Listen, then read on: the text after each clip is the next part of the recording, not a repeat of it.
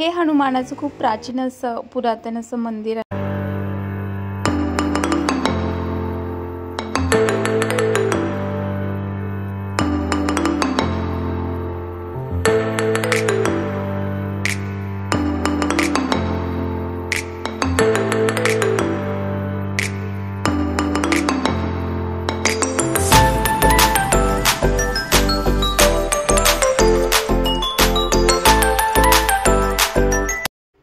Good morning. सगळ्यात पहिले तर सगळ्यांना हनुमान जयंतीच्या खूप खूप शुभेच्छा। तर हा व्हिडिओ आहे मागच्या गेल्या 2 आठवड्यापूर्वीचा। तर आम्ही आलेलो होतो वारी हनुमानला। तर तुम्हाला तिथला सगळा डिटेल असा ब्लॉग पाहायला मिळेल। तर हा ब्लॉग कंटिन्यू तुम्ही बघा आणि सगळ्यांना जय गजानन। तर मी जयश्री तुमचं खूप स्वागत करते माझ्या ब्लॉगमध्ये। देवपूजा अशी खूप छान केलेली होती। आई आणि काकू आलेल्या होत्या माझ्या। तर खूप सकाळी आज आवरलेलं होतं। आहो सुद्धा त्यांची ड्यूटी संपून आम्हाला परत नेत आहे। तर चला आज कुठे जातोय तर वारी हनुमानला जातोय। तर तुम्हाला तिथलं वातावरण, तिथलं सगळं निसर्गरम्य असं जेही वातावरण आहे ते तुमच्यासोबत मला शेअर करायला खूप आवडेल आणि तुम्हाला सुद्धा पाहायला खूप आवडेल। वारी हनुमान हे अकोला, बुलढाणा, अमरावती या 3 जिल्ह्यांच्या सीमेवर वसलेलं समर्थ रामदास स्वामी यांनी स्थापित केले प्राणप्रतिष्ठा केलेला 11 हनुमान मंदिरापैकी एक हे मंदिर आहे। अकोला जिल्ह्यातील तेल्हारा तालुक्यामध्ये वान धरणाच्या कुशीमध्ये लपलेले हे देवस्थान पर्यटन स्थळ म्हणून प्रसिद्ध झालेले आहे। वान नदीच्या पावन तीरावर वसलेले या मंदिराच्या हनुमानाची भव्य अशी मूर्ती आहे। जवळच हनुमान सागर नावाने प्रसिद्ध वान धरण सुद्धा आहे। हिरव्यागार परिसरात वान नदीचे खळखळून पाणी हे मनाला शांती देऊन जात असते। नयनरम्य परिसर असल्यामुळे येथे नेहमीच भाविक आणि पर्यटकांची गर्दी सुद्धा असते। वान नदीच्या पात्रामध्ये एक खोल डोह सुद्धा आहे। या डोहाला मामा भातचा डोह सुद्धा म्हटलं जातं। तो डोह सुद्धा तुम्हाला मी नक्कीच दाखवेल।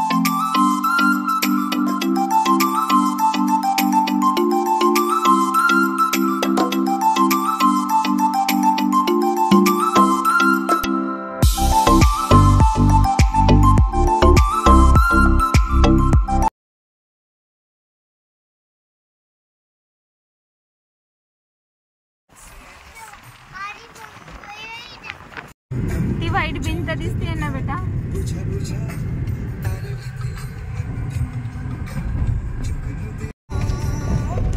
हे जे शेगावचं आहे ना ते इथे फिल्टर होतं पाणी।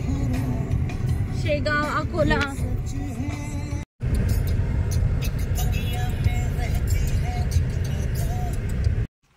मुलांना तर एवढी एक्साइटमेंट होती की केव्हा आम्ही पाण्यामध्ये खेळतो, आंघोळ करायची। त्यांनी मला पूर्ण रस्ताभर हेच सांगत राहिले।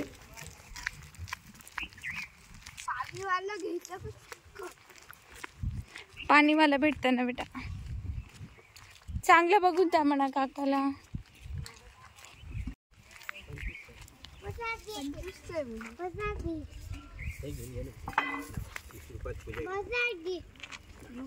घे घे घे आर घे, घेऊन घे ना।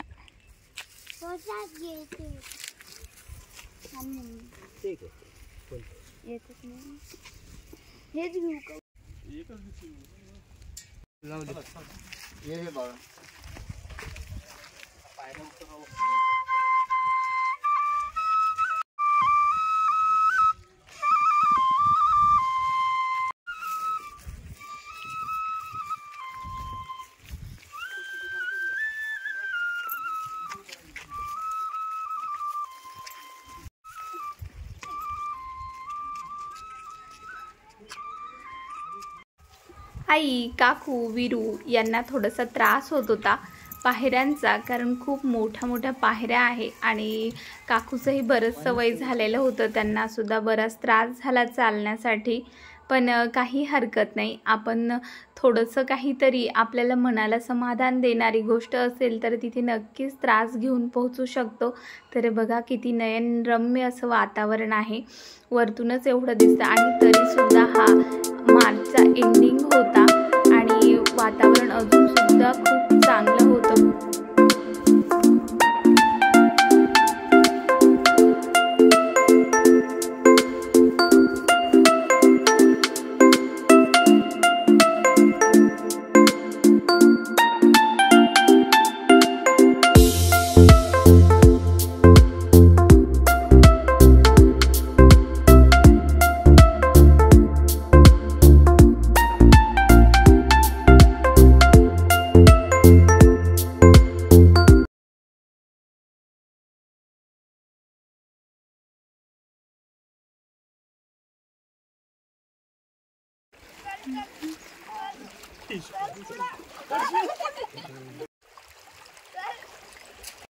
चला रन.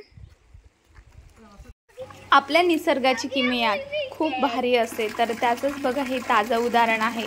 आता मार्चचा एंडिंग आहे तरीसुद्धा ह्या अखंड अशा गोमुखला किती सारं पाणी आहे. तसेच वान धरणाचा हनुमान सागर हा जलाशय सुद्धा इथे सातपुडामध्ये वसलेला आहे. म्हणूनच तर धार्मिक आणि निसर्गरम्य असं हे ठिकाण आहे. तर नक्कीच तुम्ही एकदा अवश्य अशी भेट द्या. तर आम्ही सुद्धा आलेलो होतो, तर मुलांना तर खूप मज्जा वाटत होती. आणि हा परिसर बघा समोरच असं इथे सुद्धा एक गोमुख आहे, विहीर आहे बहुतेक, आणि जटाशंकराचं महादेवाचं मंदिर सुद्धा आहे. खूप छान वाटत होतं. आणि जिकडे तिकडे विशेषतः लक्ष्मीच अशी प्रसन्न झालेली होती. जिथे पाणी असतं तिथे लक्ष्मी ही अखंड असते. देवस्थानासोबत निसर्ग पर्यटन विलोभनीय अंतःकरणाला सुखद गारवा देणारे बुलढाणा, अकोला, अमरावती जिल्ह्याच्या सीमावर असलेले हे म्हणजेच वारी हनुमान खरंच खूप आहे. तीनही जिल्ह्यांना असं सुखद असं निसर्गरम्य वातावरण देणारं हे वारी हनुमान असं हे ठिकाण आहे. नक्कीच तुम्ही आवश्यक असं भेट द्या. मला तर असं खूप शांत आणि निवांत वाटत होतं. तरीसुद्धा आम्ही मार्चमध्ये आलो. जेव्हा ऑगस्ट सप्टेंबरमध्ये येऊ तेव्हा तर निसर्ग हा पूर्ण हिरवाईनं नटलेला असाच दिसेल आपल्याला. तर बघा इथे बरीचशी मोठी मोठी ही जुनी झाडंसुद्धा आहे, वडाची, पिंपळाची, आणि त्यावर अशी भरपूर अशी माकडंसुद्धा होती. तर किती छान वाटतं ना. निसर्गाची किमयाच खूप न्यारी आहे. आपण थोड्याशा पायऱ्यावरती चढून आल्यानंतर बघा वरतून किती सुंदर असं दृश्य दिसतंय. आणि निसर्ग हा खरंच खूप खूप सुंदर आहे. तर आपण वरती चढून जाणार आहे. त्या अगोदर इथे बघा हे छोटा मारुतीचं मंदिरसुद्धा आहे इथे. आणि त्यानंतर वरती इथे मेन आपलं वारी हनुमानाचं पुरातन असं मंदिर आणि खूप सुंदर अशी मूर्ती आहे. तुम्ही आता समोर मी तुम्हाला दाखवतेच. इथे रिसेंटली 2-3 महिन्यापूर्वी इथे चोरी झालेली होती, म्हणजेच दरोडा पडलेला होता. त्यामुळे इथे फोटोशूट, व्हिडिओ शूट वगैरे अलाउड नव्हतं. पण माझ्याकडून जेवढं झालं ते तुमच्यासोबत नक्की शेअर करण्याचा हा प्रयत्न आहे माझा. तर तुम्ही नक्कीच माझ्या चॅनलला सबस्क्राईब करून ठेवा, कारण खूप छान छान सुंदर सुंदर व्हिडिओ तुमच्यासाठी मी घेऊन येणार आहे.